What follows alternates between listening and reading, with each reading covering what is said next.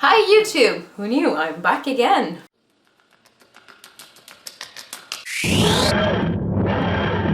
Last time I promised I would expand into the issue of getting to London as an au pair, and to that purpose I've written a couple of questions I thought I would have wanted to know before I embarked myself into this au pair business. A web page called Aupair World, and there's tons of families there, and I started to check one and then check the other. I started getting, like, once you update your profile you get offers as well as you ask families to have you, and in the process I found this family and we Skyped, and here I am. One thing you really have to take into account when you're in Aupair World is to be honest.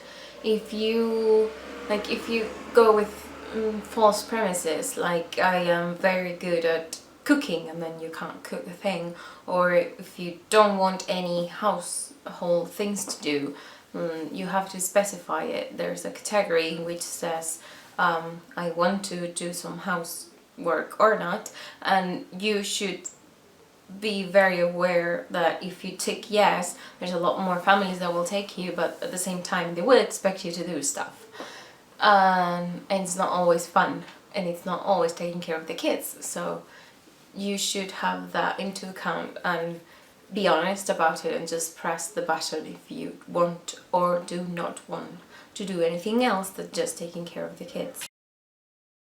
I did say in the last video that doing a Skype call is very important in order to get a feeling of how the family works and if you are going to be able to work with them. And so if beforehand, I would say that in the selection process 3 things are important: your preferences and being honest about them, doing the Skype call, and once the Skype is finished, go with your gut as well. Sometimes you feel inside if you will be a good match or not, or if you just see the family and it looks good and feels good. Just go with your gut in this sense, because there's no guarantee of how you're gonna get along with the family, so just go with your gut. Something else you need in order to be an au pair, it's money beforehand.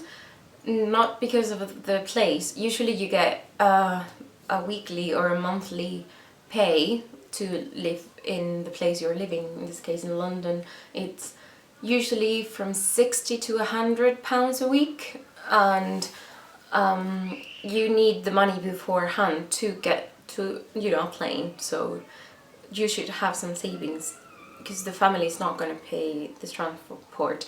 Maybe they will pay once you're here to get to or from the airport, but you're not going to get the flight paid by them. So some money you do need beforehand. And how to meet people. London is a very big city. There's tons of people, but they tend not to pay much attention to each other. So if you don't go to something that's organized, it's probably hard to find people. I've always heard that through Facebook it's easy to find people. So there are some Facebook groups with au pairs that might work. So far I found just the one that is active. Most of them are left alone. And there's one page that really does the trick, and it's Meetup. Meetup, you get tons of groups with different purposes. There's an au pair one, there's a group for sci-fi nerds, there's a group for people that like to do things on the outdoors and on the weekends. There's tons of many different things, and those groups organize meetings, going to the cinema or having drinks or making book clubs. There's everything in there. So that is seems like a very good choice. I am going to one meetup this afternoon, and I'll let you know how that goes. But it seems like that is a good starting point to meet people. I think all families expect you to do something else besides taking care of the kids. So you meet people as well, not just by groups and meetups, but by having something else to do. Usually people get like a study group or classes, English lessons. I was thinking of taking the test for the Cambridge examinations. So I was thinking of doing a class to prepare you for that exam. They are incredibly expensive, even more so here in the Notting Hill area.